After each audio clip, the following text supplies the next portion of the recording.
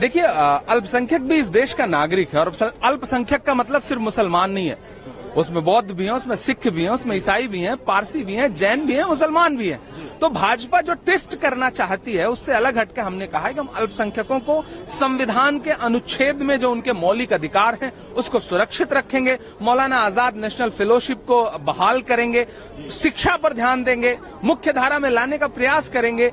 दरअसल संविधान यही तो कहता है, हम वही तो कह रहे हैं जो संविधान कहता है, हम वही तो कह रहे हैं जो संविधान का मूल मंत्र है, जो प्रस्तावना में लिखा हुआ है।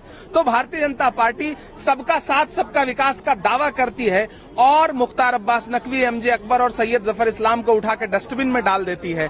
हम कह रहे हैं कि जो संविधान की मूल भावना है उसका सम्मान करेंगे, और इस देश का बहुसंख्यक हो, अल्पसंख्यक हो, उसको इस देश की मुख्य धारा में शामिल रखेंगे, बराबर का अधिकार देंगे। शब्दों की जादूगरी ये भी मैनिफेस्टो में मैंने पढ़ी, जो मुझे समझ में आती है कि जो आप कह रहे हैं कि पर्सनल लॉस का जो रिफॉर्म्स होगा वो सोसाइटी से वो रिलीजन के जो लोग हैं उनसे बात करके उस रिफॉर्म की भी बात की जाएगी। तो वो किस तरीके का रिफॉर्म है? देखिए, मेरा अपना मानना है कि आप कोई भी कानून बनाना चाहते हैं, कोई भी रिफॉर्म करना चाहते हैं, तो आपको समाज के लोगों से बात तो करनी चाहिए ना। भारतीय जनता पार्टी जनता से संवाद कहाँ करती है? उसके यहाँ संवाद की परंपरा ही नहीं है। वो तो थोपती है कानून देश पर, समाज पर, लोगों पर। हम ये कह रहे हैं कि हम लोगों से बात करेंगे, सोसाइटी के, संगठन के जिम्मेदार लोगों से, प्रतिनिधिमंडलों से बातचीत करेंगे, और ये कोई शाब्दिक जादूगरी नहीं है, ये सच्चाई है।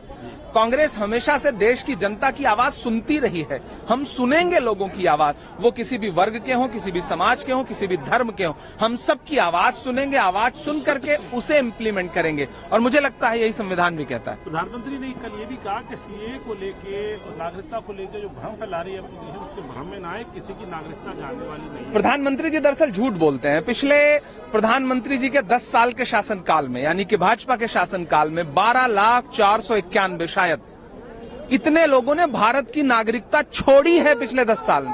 राज्यसभा में विदेश मंत्री ने ऑफिशियल जानकारी दी है, 12 लाख से ज्यादा लोगों ने भारत की नागरिकता छोड़ी है। और इसी दौरान भारतीय जनता पार्टी की सरकार ने सलमा आगा और अदनान सामी जैसे पाकिस्तानी मुसलमानों को भारत की नागरिकता दी है।